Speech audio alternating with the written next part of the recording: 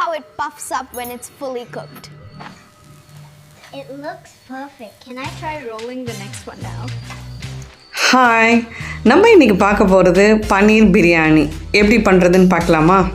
பன்னீரை 200 கிராம்ஸ் வந்து சின்ன சின்ன க்யூபாக கட் பண்ணி எடுத்து வச்சுக்கோங்க.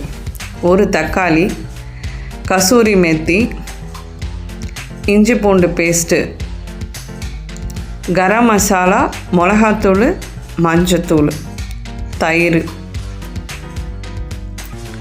பச்சை மிளகா, ஒரு வெங்காயம் ஸ்லைஸ் பண்ணி எடுத்து வச்சுக்கோங்க. பாசுமதி ரைஸை ஊற வச்சுக்கோங்க. இப்போது நம்ம இதை மேரினேட் பண்ணணும். இப்போ இந்த பன்னீரை எடுத்து வச்சுட்டு தயிர் ஒரு ஸ்பூன் எடுத்து போட்டுக்கோங்க. அடுத்தது ஒரு ஸ்பூன் கரம் மசாலா, அரை ஸ்பூன் மிளகாத்தூள், 1/4 ஸ்பூன் மஞ்சத்தூள் போட்டுடுங்க. இஞ்சி பூண்டு பேஸ்ட்டு ஒரு ஸ்பூன் போட்டுடுங்க. கசூரி மேத்தி ஒரு ஸ்பூன் போட்டுடுங்க.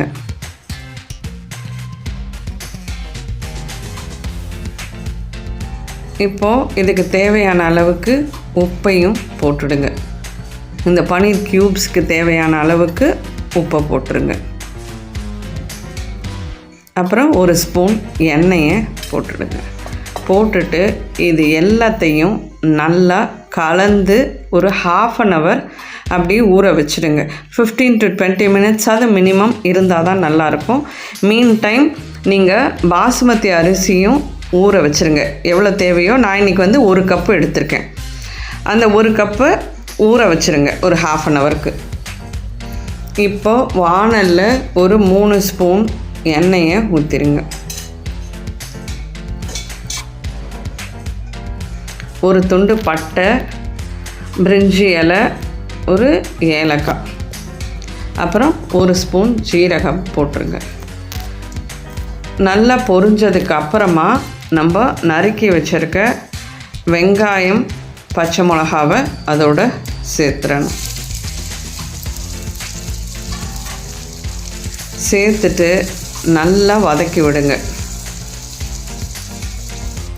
அது நல்லா வதங்கினதுக்கப்புறம் நறுக்கி வச்சுருக்க தக்காளி துண்டுகளை அதோட சேர்த்துருங்க. சின்ன தக்காளியாக இருந்தால் போதும். நல்லா கலந்து விடுங்க. இதுக்கப்புறம் நம்ம ஊற வச்சுருக்க அந்த பன்னீர் துண்டுகளை இதோட சேர்த்துருங்க. சின்ன சின்ன க்யூபாக கட் பண்ணிக்கோங்க. அப்போ தான் சாப்பிடும்போது நமக்கு வந்து நல்ல டேஸ்ட்டாக இருக்கும். நல்லா போட்டு வதக்கினதுக்கப்புறமா ஊற வச்சுருக்க பாசுமதி ரைஸை தண்ணியை வடிச்சிட்டு இதோட கலந்துருங்க.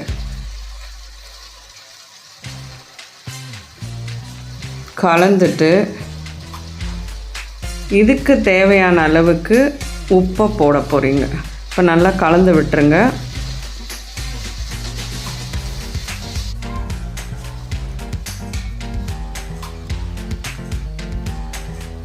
இப்போது இந்த அரிசிக்கு தேவையான, ஏன்னா ஏற்கனவே பன்னீருக்கு கொஞ்சம் போட்டிருக்கோம், அதனால் பார்த்து உப்பை போட்டுக்கோங்க.